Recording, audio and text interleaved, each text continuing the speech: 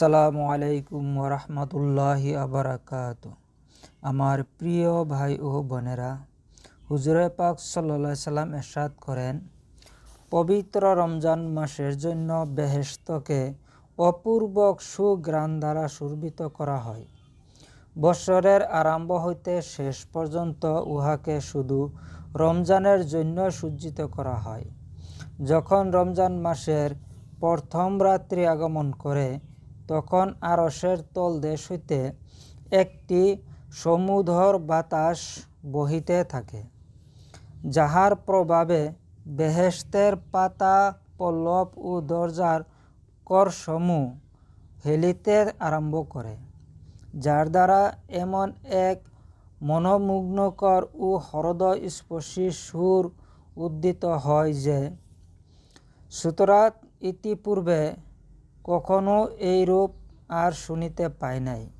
তখন ডাগর চক্ষু বিশিষ্ট হুরসমূহ আত্মপ্রকাশ করিয়া বেহেশতের বালাখানাসমূহের মধ্যে দণ্ডায়মান হইয়া ঘোষণা করিতে থাকিবে, আল্লাহর কোনো প্রিয় বান্দা আছে কি, যাহারা আমাদের সঙ্গে বিয়ে হইবার জন্য আল্লাহর দরবারে দরখাস্ত করিবে।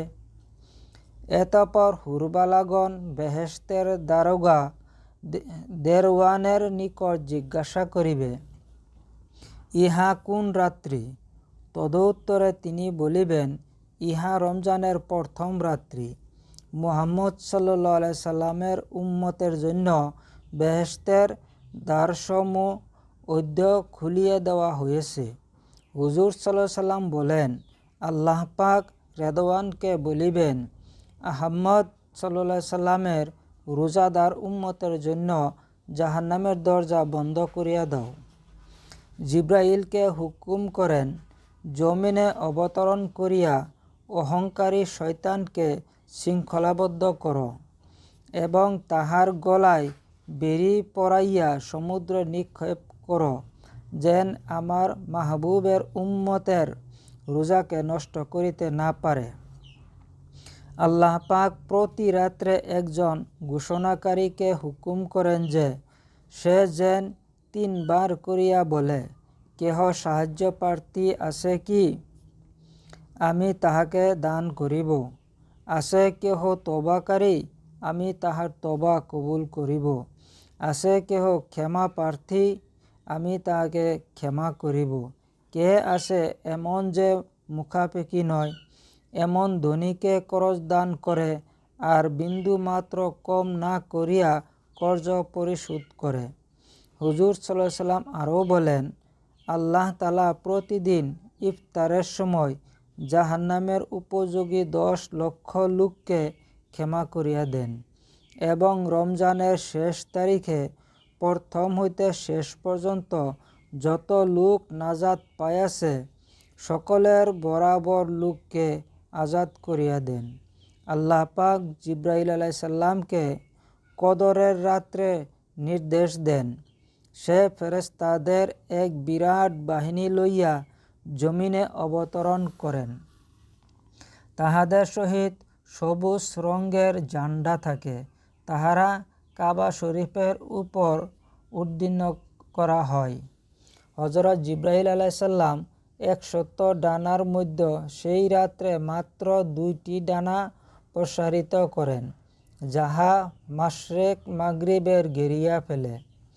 এতপর জিব্রাইল আলাইহিস সালাম ফেরেশতাগণকে তাকিদ করেন, তাহারা যেন প্রত্যেক ইবাদতকারীর সহিত মুসাফা করে ও তাহাদেরকে সালাম করে এবং তাহাদের দুয়ার উপর আমিন আমিন বলিতে থাকে।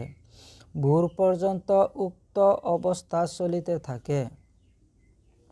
সকালবেলায় হযরত জিব্রাইল ফেরেশতাদিগকে প্রস্থান করিতে হুকুম দেন। ফেরেশতারা জিব্রাইল আলাইহিস সালামকে জিজ্ঞাসা করেন, আহমদ সাল্লাল্লাহু আলাইহি সাল্লাম এর উম্মতের সহিত অদ্য রাত্রে কি ব্যবহার করিয়াছ? তিনি বলেন, 4 ব্যক্তি ব্যতীত সকলকে ক্ষমা করিয়া দেওয়া হয়েছে। সাহাবারা হুজুর সাল্লাল্লাহু আলাইহি সাল্লামকে জিজ্ঞাসা করেন, হুজুর, সেই 4 ব্যক্তি কাহারা? এরশাদ হইল, প্রথম ওই ব্যক্তি যে মদখোর, দ্বিতীয় মাতা পিতার নাফরমান সন্তান, তৃতীয় আত্মীয়তার সম্পর্ক ছিন্নকারী, চতুর্থ হিংসুক। এতপর ঈদের রাত্রে হইলে উহার নাম আসমানে পুরস্কারের রাত্রি বলিয়া ঘোষণা করা হয়। ঈদের প্রভাতে আল্লাহ পাক ফেরেশতাদিগকে প্রত্যেক শহরে পাঠাইয়া দেন।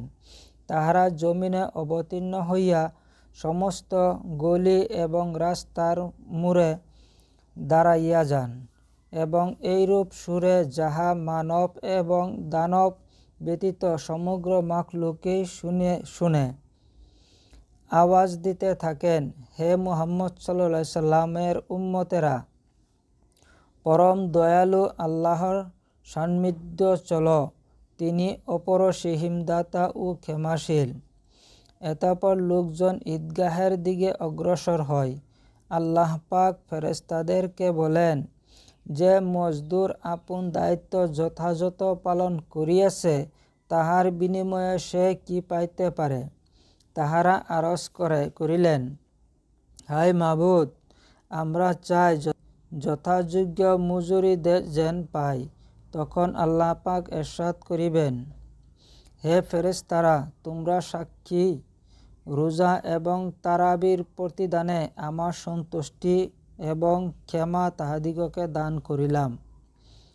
আবার বান্দাদের প্রতি লক্ষ্য করিয়া বলেন, প্রিয় বান্দারা, প্রার্থনা করো আমার ইজ্জত এবং বুজুর্গির কসম, আখিরাতের ব্যাপারে সব চাহিদাই আমি পূর্ণ করিব, আর দুনিয়ার ব্যাপারে যাহা তোমার জন্য মঙ্গল তাহাই মঞ্জুর করিব।